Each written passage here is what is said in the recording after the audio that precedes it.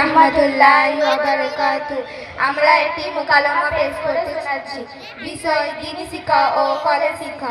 আমার নাম নাজেরা খাতুন। আমার নাম সানিয়া খাতুন। শুরু করছি আমাদের মুকালামা। আসসালামু আলাইকুম ওয়া রাহমাতুল্লাহি ওয়া বারাকাতুহু। ওয়ালাইকুম সালাম রাহমাতুল্লাহি ওয়া বারাকাতুহু। আরে কি ব্যাপার? গরমের সময় জানালা দরজা বন্ধ করে মাথা থেকে পা পর্যন্ত এটাকে শীতের মতো ড্রেস পরে কোথায় চললে? আমি বাংলা শিক্ষার পাশাপাশি দ্বীনি শিক্ষার জন্য দিনিয়াত মোনাজাম মক্তবে যাই, আমি সেখানে যাচ্ছি। আরে সানিয়া, তুমি হিল জুতো পরে কাঁধে ভ্যানাটি ব্যাগ নিয়ে মুখে মেকআপ করে কোথায় চললে? হ্যাঁ, আরে ওটা কি তোমার হাতে আদলা ইটের মতন মোবাইল নাকি? Wow, very handsome. না যারা কাউকে থেকে ঠাট্টার ভিতরে করতে নাই। আমি তো ছোট জানি না, আমি এখন হাই স্কুল মিরকতা হাই স্কুলে পড়ছি। দেখো আমার মতন জীবনটা এনজয় করতে শেখো। আমাকে কেমন সীমানার নায়কের মতন দেখতে লাগছে। আর তুমি এই কথাকার কোন মক্তবে পড়ো? আরে তোমারই কি দোষ? সব তো মাওলানা মৌলভীদেরই দোষ। তাদেরই আমাদের জায়গাটা বয়সে বাঁধা হয়ে দাঁড়ায়। আস্তাগফিরুল্লাহ সানিয়া, এমন বলতে নেই, তোমার সূক্ষ্ম ঈমান চলে যেতে পারে। তুমি চুপ থাকো তো। আমি তোমার মতন ভূতের মতন ড্রেস পরে বেড়াই না, তবু আমার ইমান ঠিক আছে। আচ্ছা সানিয়া, তুমি যে মাওলানা মৌলভীদের দায়ী করছো, তুমি কি জানো হাদিসের মধ্যে এসেছে আল উলামা ওয়ারাসাতুল আম্বিয়া? এটা মানে কি আবার? এর মানে হচ্ছে সমস্ত আলেমরা নবী ওয়ারিসগণ। আচ্ছা সানিয়া, তোমার একটা প্রশ্ন জিজ্ঞাসা করি? হ্যাঁ অবশ্যই, কেন করবে না। তোমার দাদু কি বেঁচে আছেন? না, তিনি অনেকদিন আগে মারা গেছেন। তোমার দাদু জানাজা নামাজ কি তুমি পড়িয়েছিলে, না তোমার কলেজে কোনো স্যার পড়িয়েছিল?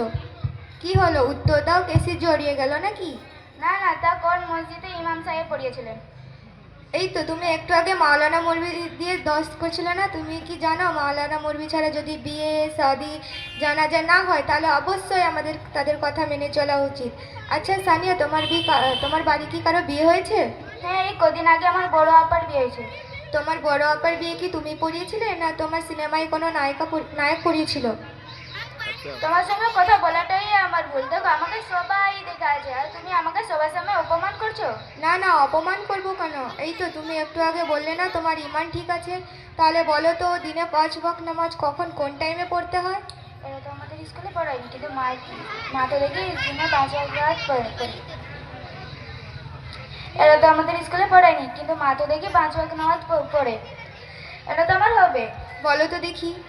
ফজরের নামাজ পড়তে হয় দুপুর বেলা, জোহরের নামাজ পড়তে হয় বিকেল বেলা, ঈশার নামাজ পড়তে হয় রাত্রি বেলা, মাগরিবের নামাজ পড়তে হয় ভোর বেলা, আসর নামাজ পড়তে হয় দুপুর বেলা। আরে সানিয়া, তুমি তো সব ভুলভাল বলে ফেললে। কি আমি সব ভুলভাল বললাম? হ্যাঁ, আচ্ছা বলো তো নামাজে ফরজ কয়টি ও কি কি? নামাজে ফরজ 4টি। তাহলে শুনো, 1 নম্বর দাঁড়িয়ে থাকা, 2 নম্বর হ্যাট উপর করা, 3 নম্বর মুনাজাত করা, 4 নম্বর সিজদা করা। আরে সানিয়া, তোমাকে দেখে সবাই হাসছে, তুমি এটা কোথা থেকে শিখেছো? নামাজের ফরজ মোট 13টি, ভিতরে 6টি, বাইরে 7টি। আচ্ছা বলো তো উজুর ফরজ কয়টি ও কি কি? হুজুর ফরজ 7টি। কলে যাওয়া, বদনা নেওয়া, হাত ধোয়া, পা ধোয়া, মুখ ধোয়া, নাকে পানি দেওয়া, গালে পানি দেওয়া, মাথা ধোয়া, ইত্যাদি ইত্যাদি। সানিয়া, তুমি তো বলেছিলে নামাজে উজুর ফরজ 7টি, বলতে বলতে তো তুমি 8টি বলে ফেললে। সেটা তো জানি, আর অনেক, শুধু বলিনি তোমাদের ভয়। শুনো বোন সানিয়া, তোমার সব উত্তরটা ভুল হয়েছে। নামাজ না পড়ে তুমি বলো কিভাবে তোমার ঈমান ঠিক আছে? শুধু স্কুল কলেজে গেলে হয় না, আর স্কুলে ইংরেজি 2-4টা ওয়ার্ড বলে দিলে নিজেকে কখনো বড় করা যায় না। আমাদের সবার গুরু, সবার শিক্ষক, বিজ্ঞানীদের বিজ্ঞানী রাসূল সাল্লাল্লাহু আলাইহি ওয়াসাল্লাম যেভাবে বলেছেন সেভাবে চলার চেষ্টা করো, তাহলে দুনিয়াতেও সম্মান পাবে ও আখিরাতেও সম্মান পাবে। তুমি এত সুন্দর কথা কোথা থেকে শিখলে? আমি বাংলা শিক্ষার পাশাপাশি দ্বীনি শিক্ষার জন্য মিরগোদা দিনিয়াত মোনাজাম মক্তবে যাই, সেখানে আমাদের হুজুর আছেন, সেখানে কোরআন কায়দা কোরআন আমি সেখান থেকে শিখেছি। না দাদা, তাহলে আমি কাল থেকে তোমার সঙ্গে পড়তে যাবো, তুমি আমাকে নিয়ে যাবে তো? হ্যাঁ অবশ্যই নিয়ে যাব, এরকম নেতকার মেয়ে আল্লাহ কবুল করবেন, বলো আমিন। আমিন।